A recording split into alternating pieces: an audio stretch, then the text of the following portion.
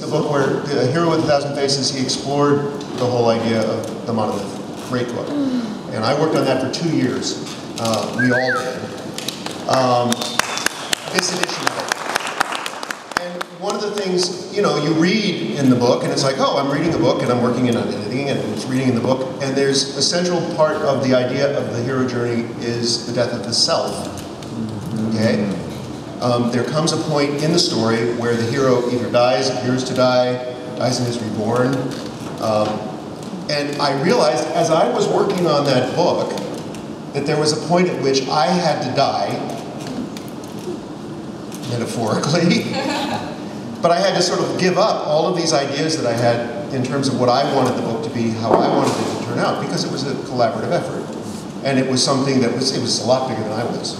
The book had been around since before I was born, and it's going to be going long after I'm gone. So I guess what I was going to ask, and it's presumptuous of me to do it, but do you feel like there was a point at which you reached that sort of dark 4 a.m. with the soul or whatever? Oh, yeah. My turn. We all have our own. I mean, there have been a few, and I think if I'm going to relate it back to dance, because I think that's a good place for me to come from right now, is for me it was letting go of my ego as a dancer, because as a dancer, as a belly dancer, I've been doing it for a long time. I'm very good at it. It's just what I do. It's my thing. And going into classical Indian dance, I was really crappy at it for a long time. And I had a teacher, and I was studying 3 to 4 times a week. I've been working very hard for a long time, and my teacher is very stern, and she was, you know, very like, oh, well, why don't you try this time with, you know, try harder. I think for about a good 2 weeks after practice, I would cry, and I was just hitting my head against this wall. And there was a moment where I did actually feel like I had to kind of let go of myself a little bit, because it was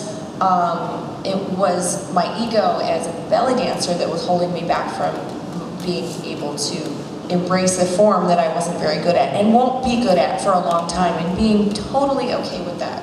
And just wanting to respect the culture as a dancer and let go of being the best whatever, and understanding that this is a dance form that's been around for a very, very, very long time. And as good as I can do to respect that culture and be that dancer is the best that I can do. And that was for me the little death that I had, I think.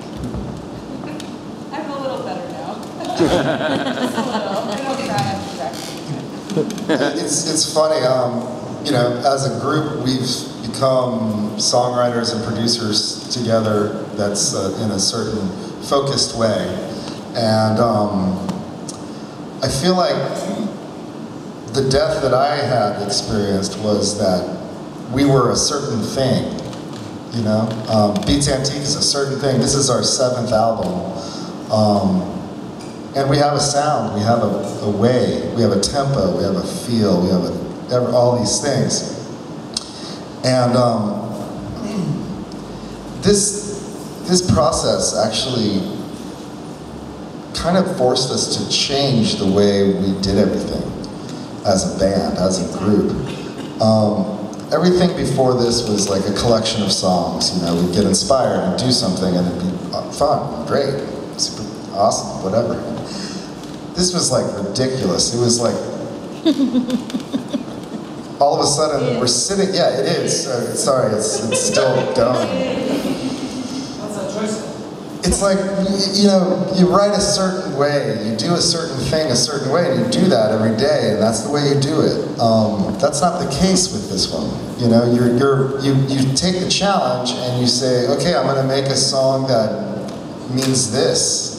Not just to me, but to David, to Zoe, to us, to anybody, you know. How does that work? Well, it makes you change everything. We accepted new chord progressions. You know, like, no, I will never play that happy chord. I'm not happy. And you know, but it's true. I am happy, and I love music.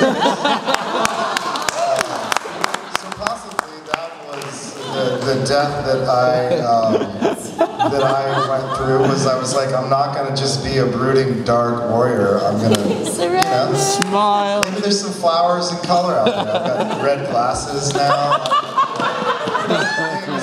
Yeah, I know. You guys might notice a change over the next couple weeks. But I think really it's just been like a super crazy journey, and it will continue to be a super crazy journey. And you know, I think that the tour is more like the return. I think. Oh yeah, say that afterwards.